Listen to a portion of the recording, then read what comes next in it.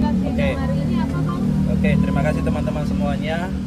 Hari ini kami sudah melaksanakan proses mediasi yang kedua dengan agenda adalah menyampaikan proposal ya kepada para tergugat yang ditandatangani oleh prinsipal kami sendiri, yaitu Nikita Mirzani dan Ismail Marzuki. Nah, dalam proses mediasi kedua ini ya ada beberapa poin yang sudah kami sampaikan dan itu sudah terang benderang apa poin-poinnya dan sudah disampaikan kepada kuasa hukum para tergugat. Nah, terhadap proposal kami itu minggu depan akan dicatat kembali ya proses mediasi, yaitu agenda jawaban atau tanggapan dari para tergugat terkait dengan proposal para penggugat yang disampaikan hari ini. Poinnya apa sih, Pak? Poinnya itu adalah kami menyampaikan yang pertama, pernah ada kesepakatan secara lisan dan elektronik ya antara para penggugat dengan para tergugat ya. Terus kemudian proses kesepakatan itu sudah disepakati ya, periodenya itu 1 tahun ya, 14 November 2024 sampai dengan 14 November 2025 ya. Nah, terus kemudian terkait dengan skema pembayaran, terus kemudian pembayaran sudah dilakukan. Namun dalam perjalanan waktu ya di tengah perjalanan itu kesepakatannya dibatalkan ya. Nah, kemudian adanya laporan pidana, kemudian ada perekaman tanpa izin, sehingga berdasarkan hal tersebut prinsipal kami mengalami kerugian ya. Nah, kalau gugatan kami itu di dalam gugatan perbuatan melawan hukum itu kan nilainya 244 miliar ya. Nah, tapi dalam proposal ini kami sampaikan kami ajukan penawaran 200 miliar rupiah ya. Mudah-mudahan ini bisa ditanggapi oleh prinsipal para tergugat. Bang, tadi di ruang mediasi.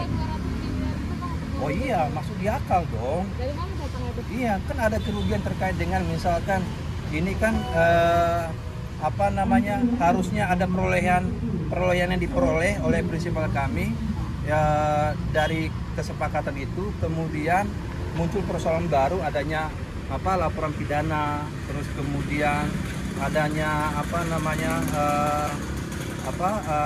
proses tahanan ya, yang tentu kan akan merugikan banyak ya terhadap prinsipal kami. Nah, kami hitung-hitung, kan ini kan dalam proses mediasi, sehingga kan tidak boleh nilainya sama dengan nilai yang di dalam gugatan, sehingga kami sampaikan ke prinsipal kami berapa yang proporsional yang bisa disampaikan. Nah, prinsipal kami menyampaikan nilai itu dan mereka yang tanda tangan, bukan kami sebagai kuasa hukum, yaitu Nikita Mirzani dan Ismail Marzuki. Bang, mungkin tadi sempat juga bersih tegang di dalam ruang mediasi. Mungkin ada apa sih, Bang?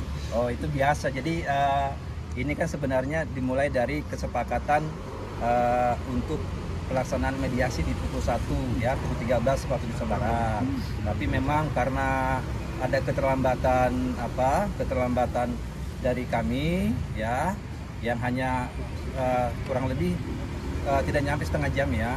Dan terus kemudian kuasa hukum dari para tergugat ini menyampaikan tolonglah konsekuen waktu gitu kan. Nah, sampaikan bahwa bukan kami tidak konsekuen, memang kita tidak bisa prediksi jalanan Jakarta ya kan. Jadi itu saya kira hal yang biasa ya, jadi nggak usah terlalu dipersoalkan ya. Tapi dipersoalkan, Bang, dan bilang akan menggugat, Bang. Gimana nih, Bang? Masalah soal waktu dan kayak Ya silahkan, jadi itu hak mereka ya. Kalau misalkan mereka melakukan gugatan yang baru lagi, silahkan, kami siap untuk menghadapi itu ya. Tapi mungkin hasil di dalam bagaimana, Bang? Hah? Hasil tadi di dalam bagaimana tadi mediasinya, Bang? Ya, jadi belum kan, ini kan masih penyampaian proposal dari para penggugat ya. Nanti minggu depan akan dijawab oleh prinsipal para tergugat ya. Nah, kemudian kami sampaikan juga bahwa hari ini prinsipal kami tidak bisa hadir, yaitu Nikita Mirzani, dikarenakan ada perubahan jadwal, sehingga kami sampaikan kepada mediator ya kami akan menghadirkan prinsipal kami pada tanggal 25 November 2025 dalam agenda namanya kaukus. Yang kedua, kami juga berharap ya prinsipal dari tergugat juga dihadirkan ya supaya sama-sama ya. Kan kita bicara namanya proses mediasi.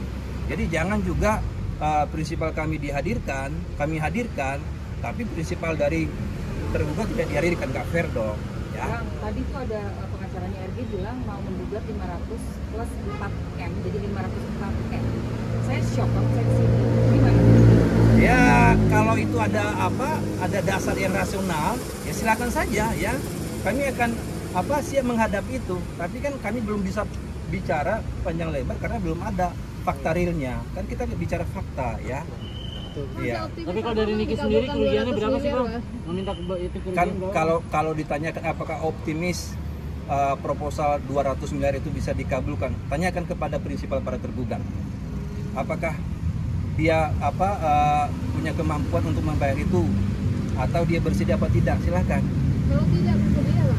Kalau tidak bersedia. Iya berarti kan. Yang tidak main-main gitu. Iya ya kalau tidak bersedia ya berarti kan mediasi gagal sehingga nanti mediator akan melakukan deadlock mediasi lanjut dalam pokok perkara.